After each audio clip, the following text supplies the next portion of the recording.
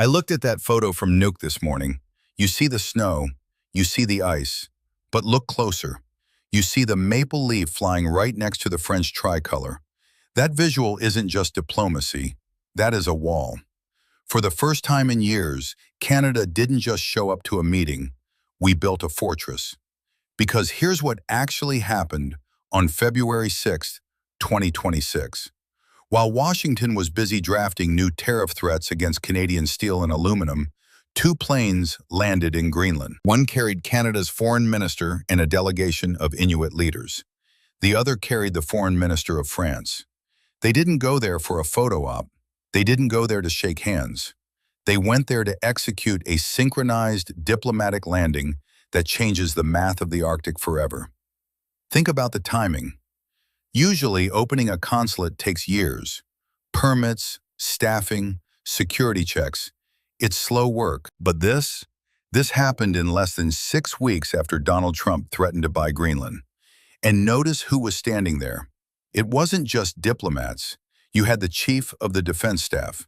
You had the president of the Inuit Tapiriit Kanatami.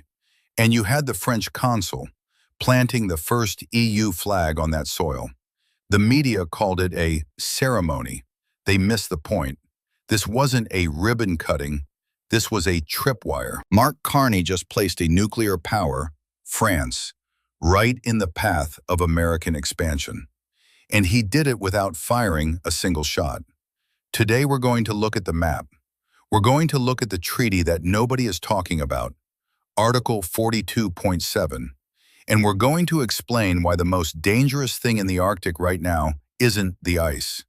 It's the alliance that Canada just built on top of it.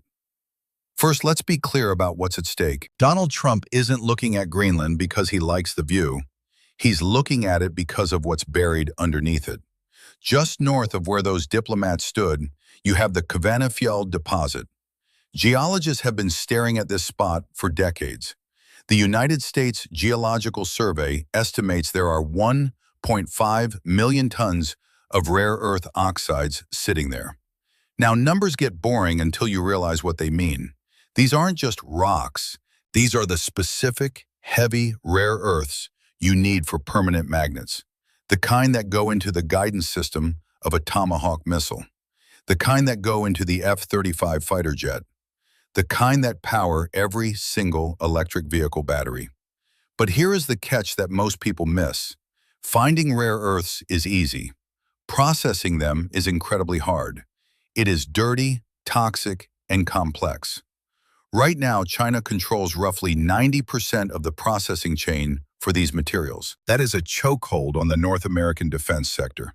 If you are the President of the United States looking at that map, you have two choices.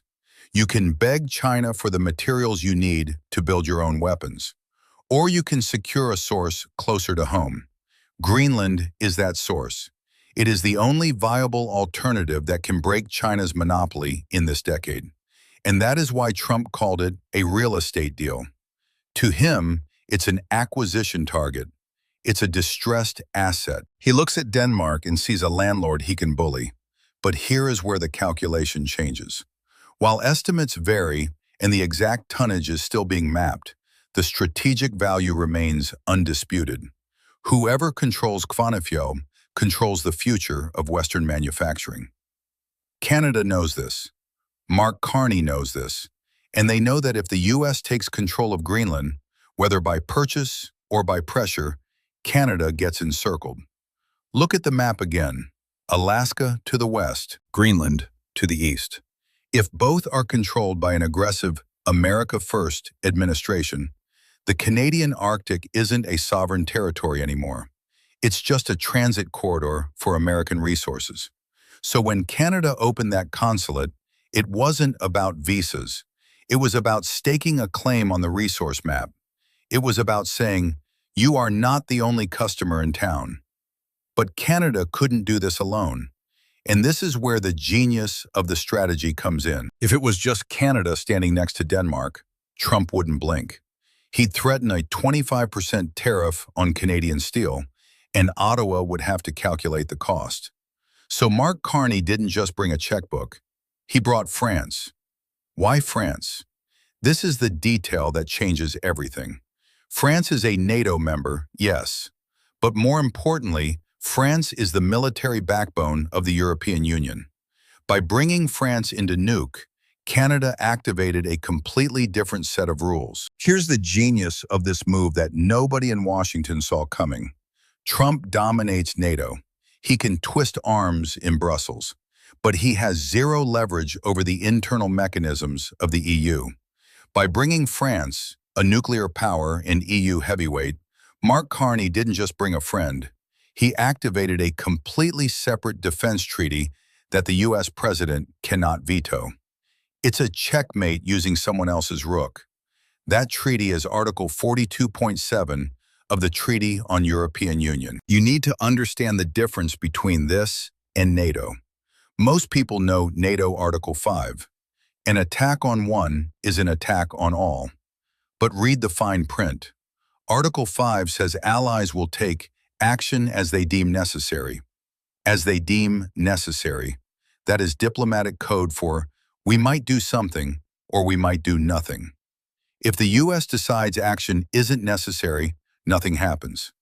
EU Article 42.7 is different. It says member states have an obligation of aid and assistance by all the means in their power. That is not a suggestion. That is a law. It is binding.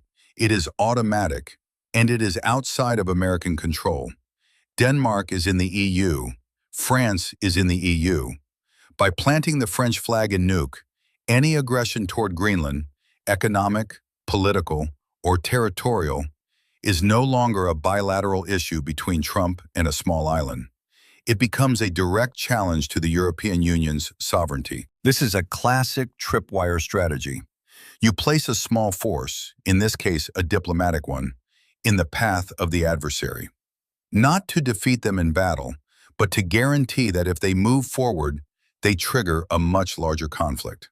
Trump might risk a trade war with Denmark, but is he ready to risk a trade war with the entire European common market? Is he ready to bully a nuclear-armed France? Probably not. The cost just went up.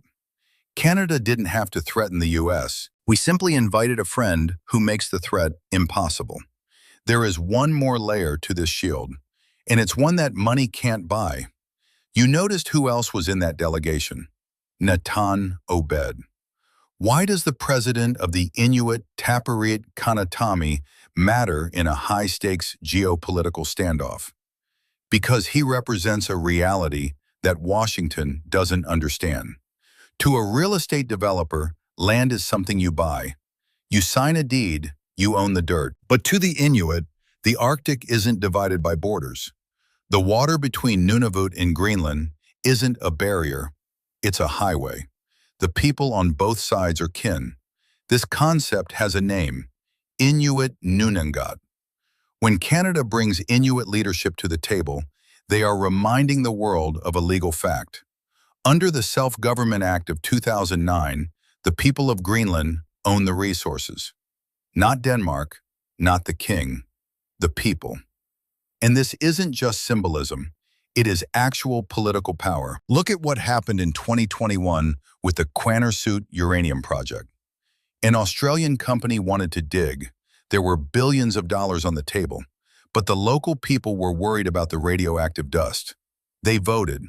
A new government came in, and they passed a law banning uranium mining. The project died. That is the veto power. It is real.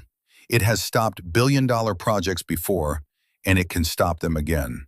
So even if Trump pressures Copenhagen, even if he offers to buy the island from the Danish government, he can't close the deal because the seller isn't Denmark. The Governor General said it best during the visit.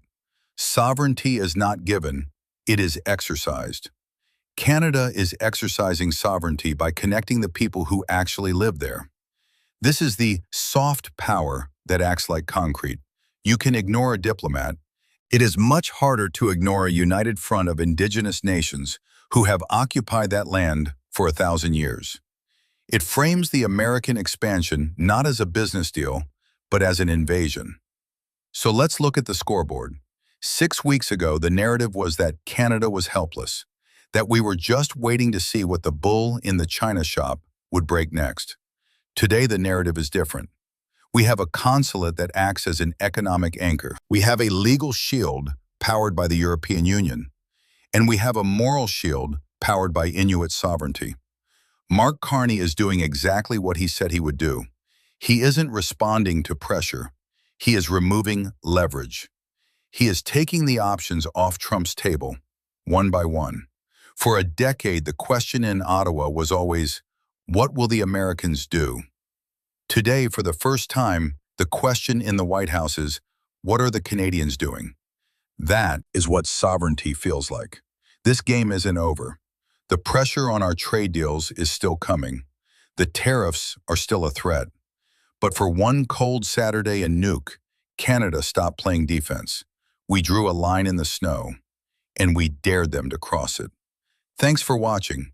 If you think this kind of strategic analysis matters, if you want to understand the moves behind the noise, make sure you're subscribed to the channel. Hit the like button and share this video with someone who needs to see the bigger picture. We'll be tracking the response from Washington next. Don't miss it.